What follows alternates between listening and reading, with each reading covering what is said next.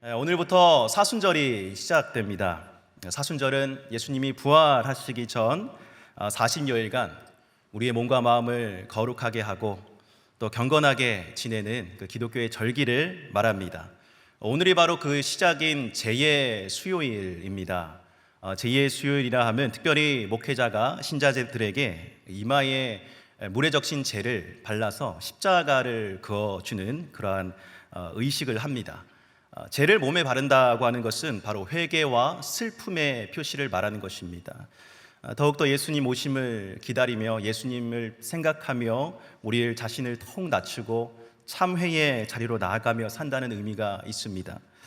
매년마다 사순절을 보낸다는 것은 참 감사한 일입니다. 예수님을 더 깊이 묵상하고 바라볼 수 있기 때문입니다. 그래서 이번 사순절 기간 동안 우리 수요 예배 시리즈는 바로 그리스도의 마지막 하루라는 주제로 말씀을 함께 나누고자 합니다. 예수님께서 죽으시기 전 그 마지막 하루의 시간 어떠했을까? 그 간절한 마음과 생각이 많은 사람들에게 전해졌지 않겠습니까? 그러니까 오늘 살아가는 저와 여러분들에게도 역시 마찬가지입니다. 그 급박한 시간, 정말 죽음을 향해 달려가는 그 시간, 예수님께서 정말 우리에게 주시고자 하는 메시지는 무엇이었는가? 그 메시지가 이번 사순절 기간 동안, 특별히 이 수요 예배 기간 동안 저와 여러분들 가운데 깊이 울려 퍼지기를 주님의 이름으로 간절히 축복합니다. 이번 명절 기간 동안 고향은 잘 다녀오셨습니까? 네, 잘 다녀오셨습니까? 네, 저도 명절을 맞이해서 고향에 잘 다녀왔습니다. 명절이 끝난 다음에 흔히 신문 기사에 보면 이렇게 타이틀이 붙어서 기사 제목을 많이 내시더라고요. 고향의 정을 안고 일상으로 복귀. 그러니까 고향에서 정을 가득 받아와가지고 일상에서 다시 힘차게 살아간다라는 의미입니다. 그러니까 우리가 고향에 자주 가지는 못하지만 1년에 한두 번 정도 명절을 맞이해서 고향에 가면 참 따뜻한 정을 느낄 수가 있습니다. 오랫동안 지내던 그 동네 사람들과 또 그러한 정취들, 그리고 오랜 세월의 흔적에 묻은 그러한 집안의 물건과 모습들, 특별히 고향에 가면은 따뜻한 음식이 우리를 맞이해 주고 있지 않습니까? 그 음식을 먹을 때면 특별히 마음이 따뜻해지고 더욱더 힘이 나는 것만 같습니다. 그러니까 저는 고향이 포항입니다. 그래서 올 명절에 3시간 걸려서 포항에 다녀왔습니다. 그런데 이 포항에 가서 집에 가니까 모든 것들이 다 정겨웠습니다. 그러니까 오랜만에 보니까 참 정겨운 모습들이었습니다. 그런데 그 중에서도 가장 제 마음을 감동했던 것은 바로 저희 아버지께서 친히 차려주신 밥상이었습니다. 그러니까 왜 어머니가 안 차리고 아버지가 차리시느냐? 아버지께서 직장에 정년퇴임을 하시고 요리 실력을 굉장히 갈고 닦으시더라고요. 왜 그런고 가만히 생각해 보았더니 가정에서 살아남으시고자 나름 열심히 유튜브를 보시면서 요리 연구를 많이 하셨더라고요. 처음에는 부엌의 레시피에 대해서 빼곡히 적혀 있었는데 이제는 보지도 않으시고 밥 먹으면서 무엇은 어떻게 만든다라고 그 레시피에 대해서 줄줄 읊으시며 저희에게 말씀해 주셨습니다. 이번 명절에도 한 8가지 정도의 반찬을 친히 만드셔가지고 대접해 주셨는데 그 음식의 맛을 떠나서 아버지가 대접해 주신, 아버지가 친히 차려주신 음식이다라고 생각을 하니까 그 음식이 참 오랫동안 기억에 남겠다라는 생각이 들었어요. 그 음식이 또한 제 몸에 들어왔을 때에 제 몸을 회복시키고 더욱더 힘이 나게 하는 것만 같았습니다. 그러니까 우리가 음식을 먹을 때 누구랑 같이 먹느냐, 누가 차려준 음식을 먹느냐가 참 중요하다는 것입니다. 근데 오늘 본문에 보니까 예수님과 제자들이 같이 식사를 하고 있는 장면이 나옵니다. 예수님은 그전에도 제자들과 함께 종종 식사를 하셨지만 이번 식사는 참 특별합니다. 왜냐하면 마지막 식사이고요, 이 식사가 유월절에 이루어졌다라는 사실입니다. 특별히 예수님의 제자 마가는 그날을 무교절의 첫날, 곧 유월절 양 잡는 날로 시작하고 있습니다. 유월절 다들 잘 알고 계시죠? 유월절은 이스라엘에서 중요시 여기는 절기 중에 하나입니다. 이 유월절은 영어로 패스오버이라고 합니다. 바로 넘어간다라는 뜻이에요. 무엇을 넘어갑니까? 죽음을 넘어간다라는 의미입니다. 애굽에서 압제받던 이스라엘 백성들, 죽음밖에 생각할 수 없었지만 그들이 하나님께 간절하게 기도했고 그 기도가 하나님께 상달되었고 하나님께서는 10가지 재앙을 통해서 그들을 애굽 땅에서 인도해 내셨습니다. 그 10가지 재앙 중에 마지막 재앙이 장자의 죽음. 그 장자의 죽음을 피할 수 있는 한 가지 방법을 알려주셨는데 바로 어린 양의 피, 좌우 문설주에 바른 그 집마다 그 죽음의 그림자가 넘어가게 되는 하나님의 놀라운 기적을 맛보게 하셨습니다. 그래서 이스라엘 백성들이 이 날을 기념하여 대대로 하나님께서 우리를 구원하셨고 우리의 목숨을 건져주셨다라는 의미로 이 유월절을 기념하고 있습니다. 이 유월절에 양의 고기를 먹으면서 좌우 문설주에 발린 그 시뻘건 피를 생각하며 하나님께서 우리를 구원해 주셨구나라고 생각을 합니다. 그리고 이스트가 들어가지 않은 빵, 누룩이 없는 빵이라고 말합니다. 그만큼 애굽에서 급하게 나온 것을 그 누룩 없는 빵을 먹으면서 그때를 떠올립니다. 또 쓴 나물을 먹으면서 그 애굽에서의 종살이가 얼마나 이 쓴 나물처럼 힘들고 어려운 상황이었는지 그들이 생각하고 그것을 기억하며 다시 이 구원을 주신 하나님께 감사하는 절기가 유월절이라는 것입니다. 지금 이 날에 예수님께서 제자들과 함께 식사를 하시겠다. 보니까 예수님께서 미리 그 식사를 염두에 두셨던 것 같아요. 자기가 죽을 것을 아셨죠. 그리고 미리 그 식사의 자리가 있어야 할 것을 아시고 준비를 하셨습니다. 때가 6월절이 되어서 예수님의 제자들이 예수님께 여쭙습니다. 예수님, 우리가 6월절의 음식을 어디서 차려서 이 6월절 예식을 진행해야 되겠습니까? 라고 하니 예수님께서 베드로와 요한에게 먼저 코치를 하십니다. 너희가 저 마을로 들어가면, 저 성 안으로 들어가면 물통을 이고 가는 남자가 보일 것이다. 보통 여성이 물통을 지고 가는 것이 맞는데 남자가 물을 이고 가면 한눈에 띄겠죠. 그러니까 그가 한눈에 들어올 것인데 그를 따라가라. 그러면 그가 따라가는 그 집 주인에게 혹시 이 6월절 만찬을 할 장소가 있는지 한번 여쭤보거라. 그러면 그가 큰 다락방을 너희에게 허락해 줄 것이다. 정말 예수님 말씀대로 순종하였더니 그 장소가 준비되어진 것입니다. 예수님께서 정말 초자연적인 은혜로 말미암아 그 장소를 준비하셨다라고 생각할 수도 있겠지만 이 제자들과의 마지막 식사인 점을 감안해 볼 때 예수님께서 그 자리와 그 장소를 미리 예비해 놓으신 것이구나라고 생각할 수 있겠습니다. 그리고 그 장소는요, 마가복음을 쓴 그 마가의 집에 있는 다락방으로 알려져 있습니다. 그러면 여러분, 예수님께서 제자들과 함께한 이 마지막 6월절 만찬, 왜 예수님께서 특별히 이 만찬을 준비하셨을까요? 이 만찬의 특별한 의미는 과연 무엇일까요? 그 의미에 대해서 두 가지로 나눠 오늘 살펴보고자 합니다. 첫 번째는 예수님께서 늘 우리와 함께 하고 계심을 알려주시기 위함이었습니다. 예수님은 공생의 기간 동안 제자들과 늘 함께 하셨습니다. 여러분, 함께 한다는 것은요, 그 사람에 대해서 잘 안다는 것을 의미합니다. 여러분, 어떤 사람에 대해서 잘 안다라고 할 때 어디까지 잘 알고 계십니까? 외형적인 모습, 그 사람의 직업, 하는 일, 어떤 행위, 이러한 것들을 통해서 그 사람이 어떻다라고 알고 있지 않겠습니까? 그런데 예수님이 우리를 안다라고 하는 것은, 항상 함께 한다라고 하는 그 뜻은 우리의 속마음까지 꿰뚫어 보는 것을 말한다는 것이에요. 마음의 중심에 무엇이 있는지 아주 잘 알고 계셨습니다. 말 한마디, 행동 하나하나 할 때 그것이 왜 어떤 연유로 나오게 되었는지 예수님은 너무나도 잘 알고 계셨습니다. 그래서 오늘 6월절 음식을 잡수실 때에 예수님께서 정말 의미심장한 말씀을 하셨습니다. 마가복음 14장 18절 말씀을 함께 읽겠습니다. 시작. 다 앉아 먹을 때에 예수께서 이르시되 내가 진실로 너희에게 이르노니 너희 중에 한 사람 곧 나와 함께 먹는 자가 나를 팔리라 하신대. 예수님께서 말씀하시죠. 우리가 지금 다 같이 밥을 먹고 있는데 이 중에 한 사람이 나를 팔 것이다. 제자들이 깜짝 놀랍니다.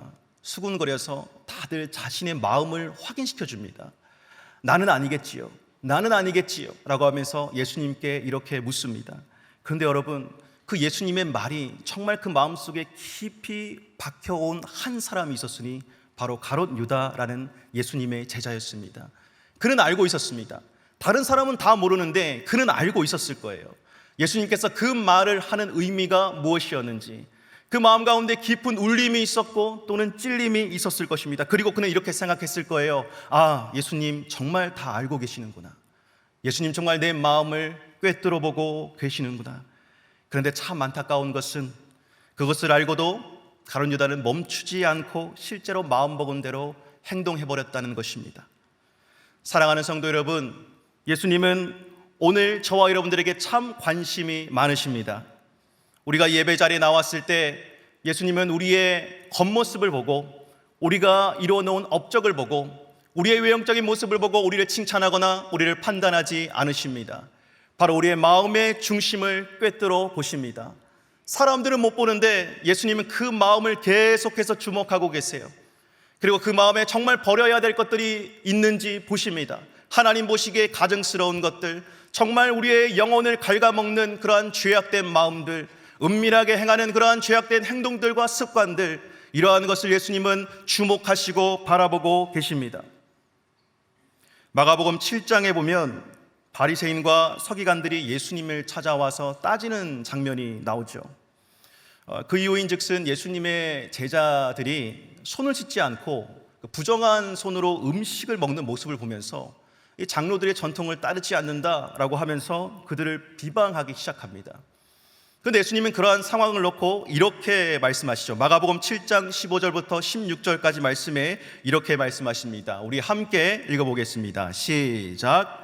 무엇이든지 밖에서 사람에게로 들어가는 것은 능히 사람을 더럽게 하지 못하니 사람 안에서 나오는 것이 사람을 더럽게 하는 것이니라 하시고, 아멘. 여러분, 밖에서 사람에게 들어오는 것이 있습니다. 우리가 먹고 마시는 것, 외형적으로 우리가 잡고 붙잡는 모든 눈에 보이는 가시적인 것들을 이야기하는데요, 그러한 것들보다 예수님이 주목하시는 것이 있었으니 사람 안에서 나오는 것이요. 그러니까 이들을 책망하는 이들의 그 마음을 들여다보시고 너희들의 마음이 더 더러운 것이다 라고 이렇게 지적하고 계신 것이에요. 너희 마음에 악독이 가득하다. 남을 헐뜯고 정죄하고 온전한 사랑으로 바라보지 못하는 그 마음을 내가 알고 있다라고 말씀하시는 겁니다. 사랑하는 성도 여러분, 이번 사순절을 지나면서 예수님을 묵상할 때에 저와 여러분들의 마음 가운데 이러한 깨달음이 있으시기를 간절히 축복합니다. 바로 예수님은 정말 나에 대해서 너무나도 잘 알고 계시는구나. 다 알고 계시는구나. 나의 의도를 감출 수가 없구나. 이러한 깨달음이 저와 여러분들 가운데 있으시기를 간절히 축복합니다. 요즘에 인공지능, AI가 굉장히 화두가 되고 있습니다. 그러니까 인공지능이 활용되는 것 중에 하나가, 지금 인공지능이 하는 일 중에 하나가 뭐냐면 사람들의 정보를 계속해서 모으고 있습니다. 그리고 그 정보를 학습합니다. 또 분류하고 조직하고 나눕니다. 그러니까 특별히 이 인공지능이 활용되는 분야가 어떠한 분야가 있냐면은 사람들이 어떠한 것을 검색하거나 또 물건을 사거나 구입하거나 어떤 컨텐츠들을 소비할 때 어떠한 것을 가장 좋아하는지 각 사람에 맞게 인공지능이 그것에 더 깊이 들어갈 수 있도록 설계해주는 그러한 맞춤형 일을 지금 인공지능이 많이 하고 있다는 것입니다. 그러니까 사람들의 정보를 계속 수집하다 보면 그 사람이 어떠한 사람인지 보이거든요. 그 사람의 행동 양식이 보입니다. 무엇을 더 좋아하는지 보입니다. 그래서 더 그것을 깊이 있게 들어가도록 만들어주는데, 그것이 어디에 사용되냐면요, 바로 이 자본주의 사회에서는 돈벌이 수단이요, 돈을 벌기 위해서요. 더 많은 돈을 벌기 위해서 사람들이 더 많은 컨텐츠를 소비하도록 그렇게 유도를 하고 있습니다. 여러분, 그렇죠? 우리가 인터넷으로 무엇을 구입하려고 검색을 하면 그 다음 날에도 계속 연관된 그러한 이미지나 그러한 내용들이 인터넷 화면에 뜨는 것을 볼 수 있지 않습니까? 또 유튜브에도 계속 우리가 관심 있는 분야를 쳐서 검색을 하면 계속 더 관련 있는 분야들, 더 깊이 있는 곳을 추천해서 그 영상들이 뜨는 것을 볼 수가 있습니다. 그래서 계속 이러한 것들로 향하게 만드는데, 문제는 무엇이냐? 이것이 정말 우리 인생에 옳은 것인가 그런 것인가, 그것을 구분해주는 장치가 없다는 것입니다. 여러분들이 어떠한 것에 관심 있고 탐닉하고 그것을 좋아하고 그것을 향해 나아갈 때에 그것이 정말 여러분들의 인생에 도움이 되는 것인지, 특별히 여러분 영혼의 문제에 그것이 해를 끼치지 않는 것인지, 그것을 구별해주는 장치가 없다는 거예요. 그러나 여러분, 우리 예수님은 저와 여러분들의 마음을 꿰뚫어 보십니다. 그 꿰뚫어 보신다는 것은 참 진리요 생명이신 그분께서 우리를 인생 가운데 올바른 길로 인도해 주시는 역할을 하신다는 것을 이야기합니다. 예수님께서는 바로 그 일들을 계속 우리의 삶 가운데 허락해 주시는 것입니다. 늘 예수님이 함께 하신다는 그 사실을 우리가 확신할 때에 우리는 오늘 하루를 하나님의 백성답게 살아갈 수 있는 줄로 믿습니다. 바라기는 마지막 만찬에서 그 죽기 전까지 제자들의 눈을 바라보시며 그들의 마음을 헤아리셨던 그 예수님을 바라보며 우리 또한 오늘 이 하루 주님께서 이끄시는 그 길을 걸어가는 저와 여러분 되시기를 주님의 이름으로 간절히 축복합니다. 마지막 만찬을 통해서 우리에게 알려주시는 두 번째 메시지, 바로 예수님은 우리의 유일한 구원자 되신다는 사실입니다. 오늘 특별히 마지막 만찬을 하실 때 떡과 잔을 나누시면서 이러한 말씀을 하십니다. 22절 말씀 우리 함께 읽어보겠습니다. 시작. 그들이 먹을 때에 예수께서 떡을 가지사 축복하시고 떼어 제자들에게 주시며 이르시되 받으라, 이것은 내 몸이니라. 아멘. 떡을 주시면서 이것은 내 몸이다 라고 말씀하십니다. 내어준다. 근데 몸을 내어주셨어요. 근데 몸을 내어준다는 말은 그 내어준 대상이 죽는다는 것을 의미하지 않겠습니까? 참 제자들이 이해하기 어려운 말이었을 것입니다. 그런데 예수님은 이제 내가 그 어린 양이 죽는 것 대신에, 그 유월절 어린 양을 잡는 것 대신에, 그의 살이 뜯기는 것 대신에 내가 대신 그 역할을 감당하겠다라고 말씀하신 것입니다. 그리고 23절부터 24절까지의 말씀에 보면 또한 이렇게 나와 있습니다. 우리 말씀을 함께 읽겠습니다. 시작. 또 잔을 가지사 감사기도 하시고 그들에게 주시니 다 이를 마시매 이르시되 이것은 많은 사람을 위하여 흘리는 나의 피 곧 언약의 피니라. 아멘. 또 포도주를 마시면서 이것이 나의 피다라고 말씀을 하십니다. 원래 이 피는 누가 흘려야 되는 피입니까? 유월절 어린 양이 흘려야 되는 피입니다. 예수님께서 이제 나의 피가 그 역할을 감당할 것이다 라고 말씀하신 거예요. 실제로 십자가상에서 이 일이 일어났습니다. 예수님의 살이 뜯기셨습니다. 고난과 고통 중에 예수님의 피가 쏟아져 내렸습니다. 그 일을 통하여 예수님은 우리의 모든 사람의 죄를 짊어지시고 그것을 대속하신 한 사람이 되었습니다. 이제 어린 양을 매번 잡지 않아도 예수 그리스도 안에서 우리의 모든 더러운 것들이 속량함을 받게 되었습니다.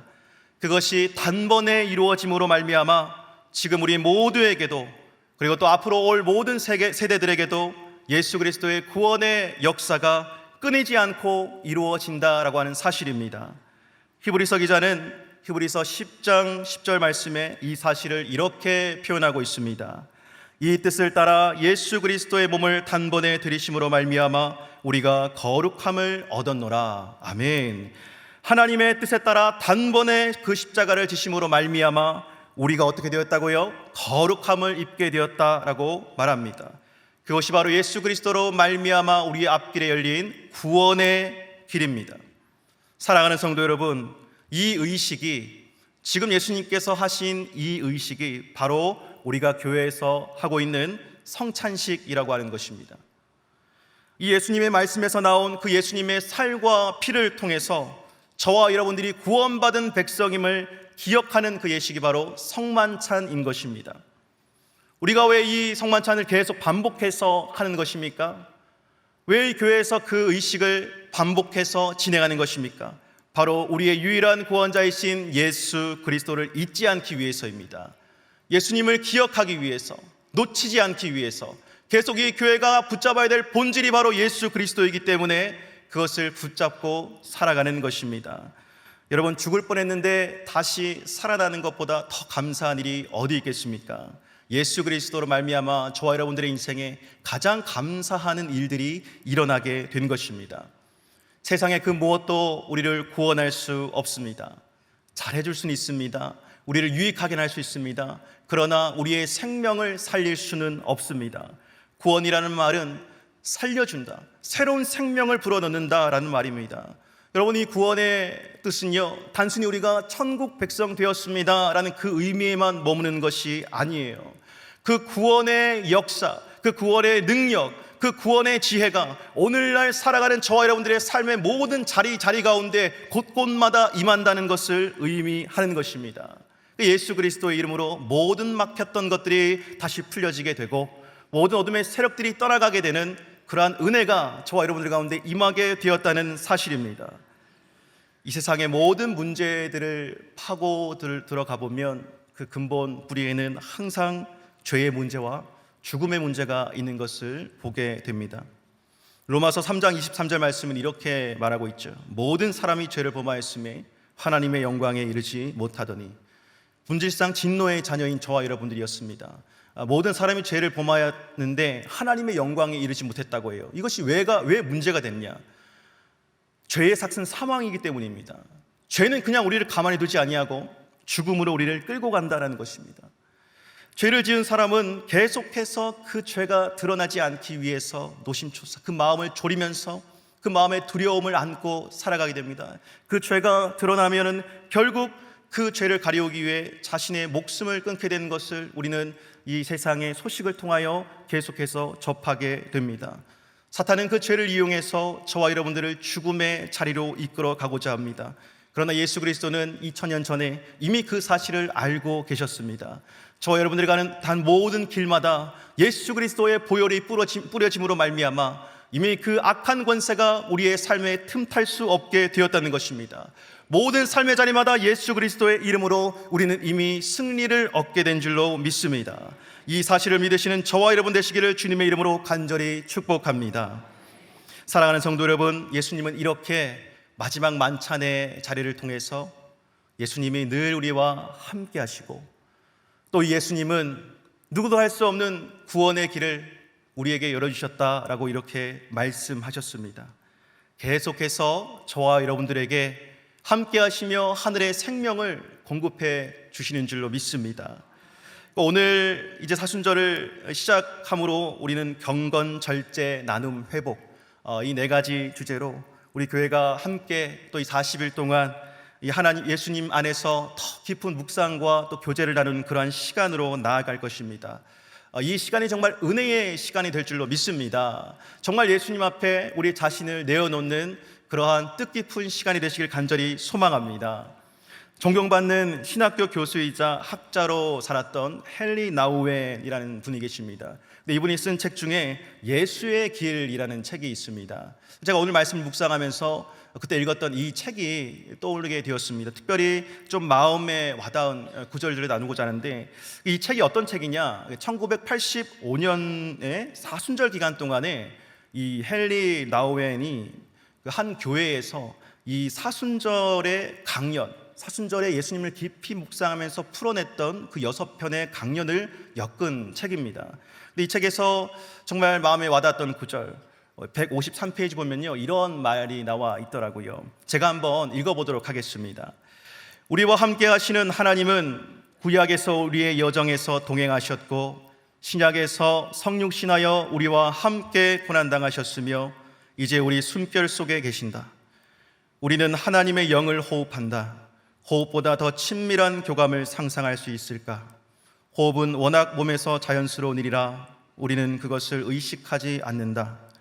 오늘 내가 숨을 잘 쉬고 있다라고 말하는 사람은 없다. 워낙 긴밀하여 내 호흡이 곧 나이기 때문이다. 하나님은 이 긴밀성을 택하여 우리의 숨결이 되셨다. 영의 헬라어인 푸뉴마는 숨결을 뜻한다. 사랑하는 성도 여러분, 마가의 다락방에서 제자들과 함께 마지막 만찬을 하시며 예수님께서 하셨던 이 말씀이 사실 그 당시에 이 제자들은 무슨 뜻인지 잘 몰랐을 거예요. 예수님의 몸을 먹고 피를 마신다는 것이 도대체 무엇일까? 그들 가운데 잘 이해가 되지 않았을 것입니다. 그런데 시간이 지나서 그들 가운데 두려움과 핍박과 또 죽음이 계속해서 드리워지는 어떤 박해의 일들이 벌어지게 되었을 때 그들은 두려운 마음을 안고 마가의 다락방에 모여 간절히 기도했습니다. 그들이 계속 기도했을 때에 불처럼 바람처럼 성령님께서 그들 가운데 친히 나타나셨습니까? 그리고 영원히 너희와 함께 하신다는 그 예수 그리스도의 말이 실제가 되게 하셨습니다. 정말 그 마음속에서 믿어지게 하셨습니다. 그것을 붙잡고 담대히 나아가게 해 주셨습니다. 사랑하는 성도 여러분, 그때 함께 하셨던 그 성령님, 그리고 마지막 만찬 때에 제자들과 함께 하셨던 그 예수 그리스도, 오늘날 저와 여러분들의 삶 속에 함께 하시는 줄로 믿습니다. 이제 하나님의 영이 저와 여러분들을 사도행전이 꿈꾸는 그 자리로 이끌어 주실 것입니다.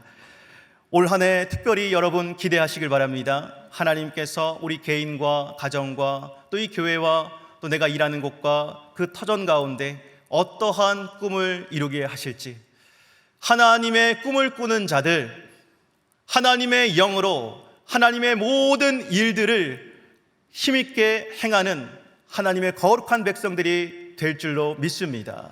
오늘 우리가 그것을 붙잡고 하루하루 살아갈 때에 오늘 마지막 만찬에서 예수님의 말씀을 들었던 그 제자들의 마음처럼 우리 마음 또한 더 따뜻해지고 더 주님을 사랑하는 그 마음으로 충만해지는 이 사순절 모든 절개의 시간들이 되어질 줄로 믿습니다.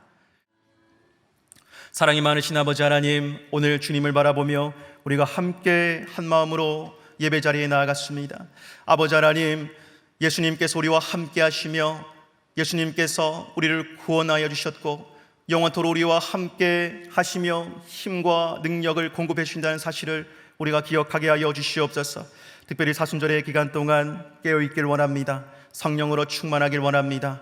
우리에게 말씀하여 주시옵소서. 행동하는 자들 되게 하여 주시옵소서. 말씀을 실천하고 하나님 가난한 이웃들을 돌아보고 우리의 것을 나누고 또 하나님 회복되는 그 자리에 또한 우리의 거룩한 물질들이 또 쓰임받을 수 있도록 주님 우리를 축복하여 주시옵소서. 오늘 이 하루도 주님의 거룩한 생명력이 우리를 통하여 흘러넘치게 할 줄 믿사오며 감사드리며 예수님의 이름으로 간절히 기도드립니다. 아멘.